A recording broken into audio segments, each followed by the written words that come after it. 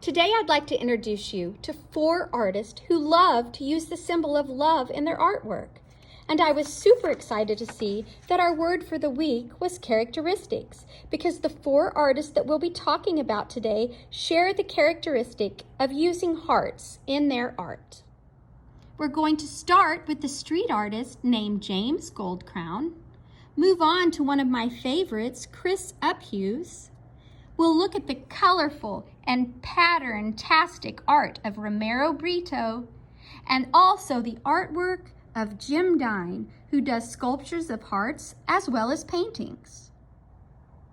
Let's start with James Goldcrown, and sometimes he's referred to as just the initial J, Goldcrown. James Goldcrown is a street artist. That means that he gets paid lots of money to create beautiful masterpieces on walls outside. We could also call those murals. He does what's called bleeding heart walls. And the reason that it's called bleeding heart walls is because, as you can tell, it looks as though the hearts are sometimes bleeding together. So let's get started. So you've been given a paper that's already been folded into quarters for you, or 1/4, 1/4, 1/4, 1/4. So 4 sections. And for this first one, we're going to be using chalk. Now, with the chalk, you are going to draw a heart, and then you're going to go over the heart again. And if you will do that a couple of times, and then take your finger and gently massage the chalk, it makes it have the appearance of being spray paint. And so we're going to keep doing that with various colors.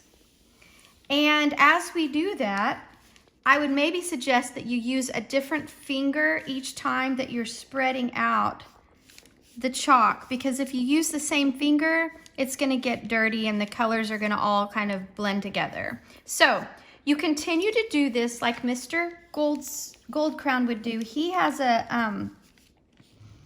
he's famous for his hearts overlapping each other. So you want to overlap these, and as many as you can, make various sizes, some big and some small. And then you are going to massage them gently with your finger to spread out the color. Let's see how many you can do in the time that I'm giving you, and try to fill up the entire space. So by gently massaging the chalk, we created a really cool effect, and it looks like that this has actually been spray painted on our picture. So good job. All right, now we're moving on, and we're going to learn about Chris Uphues. Chris Uphues is famous for a different kind of heart, because he actually cuts out all of his hearts. And he uses something called wheat paste, and he puts them on buildings outside on walls, and also creates murals with his hearts. And the neat thing about this is that he uses this wheat paste and sticks them on buildings just outside so that everyone can enjoy their appearance. And they're also one of the most famous places for people to take pictures in front of. So Chris Uphues puts these giant hearts on walls outside. So to give our paper the appearance of being a wall, we're going to use an oil pastel, and we're actually going to use an oil pastel that's not wrapped in paper. The little broken ones will be just fine. And we are going to lay it flat as though it were like sleeping, okay? And we're going to gently rub with the oil pastel like this. And it gives it an appearance of a wall. We've done rubbings before, so you should be familiar with this. Okay, and then I might add a little bit of color maybe this way, just a little bit. Gives it a little more texture look. Now, you've already been provided with a heart. And so the next thing that we're gonna do is we're going to take a Sharpie, and we're gonna actually outline this heart all the way around it.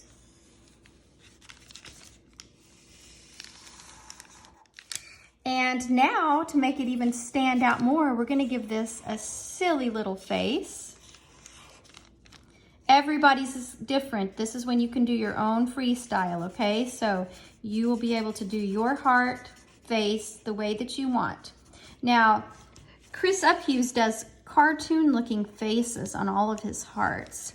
And an interesting fact is that you might even see these on a lot of like candy, like purses and different little things during Valentine's season, during the holiday in stores, because a lot of people copy this. So they print it on t-shirts and all kinds of stuff. All right, so Chris Uphughes again is the artist who does this. And you can make any kind of a little silly face, whatever you want to do. Oh, and I'm going to add some eyelashes. Okay, now you're going to take your glue and you're going to actually glue around the edges only. Don't get it too gluey, too yucky, and then you're just going to stick that right here. And that's our second artist. So now you're going to start working on yours. The next artist that we're going to talk about is my all-time favorite artist, and this is Romero Britto. His artwork can be found on watches and cars and everything that you could ever imagine, even clothing like shoes and dresses and purses. Romero Britto is famous for his shapes. He uses big, bold shapes, and then he puts a lot of bright colors and patterns on the inside of them. All right, so let's work on this section now. And what we're gonna do this time, we're gonna be using an oil pastel. Now, sometimes it's confusing to tell the difference between an oil pastel and chalk. Just remember that an oil pastel will always feel a little oily or greasy, whereas chalk will always have like a feeling of being dusty or chalky. All right, so the first thing you're gonna do is you're going to, with your oil pastel, draw some random lines, and I want you to draw about 4 or 5 lines and make it kind of thick. And then after we've done this, we're going to get different colors and we're gonna fill each one of these in. Fill it in neatly. Be sure that you're not leaving like little tiny white spots. So fill these in, each section.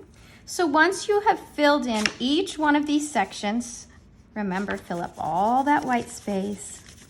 And remember that each one is going to be a different color. After you've done that, you're going to look for a black oil pastel. Now, you're gonna fill this up with a heart, but it does not have to be a perfect heart, okay? So do your best job to make a big heart like this. And I'm gonna make it kind of thick because I want it to really pop out. And now what I'm gonna do is I'm going to go and I'm gonna trace every line that is inside of the heart, but not on the outside. So all of these lines inside of the heart, I'm going to trace. And in typical style of Romero Britto, we are going to then make a different design in each section. Okay, so every one of these little sections will have some sort of a different design or pattern.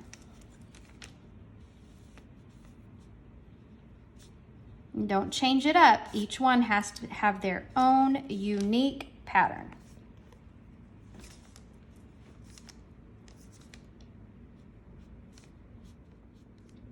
So while you're waiting for your friends to finish, you can go ahead and work a little bit ahead of us. You can very lightly with a pencil trace a heart in the center, because our last artist that we're going to talk about today, his name is Jim Dine.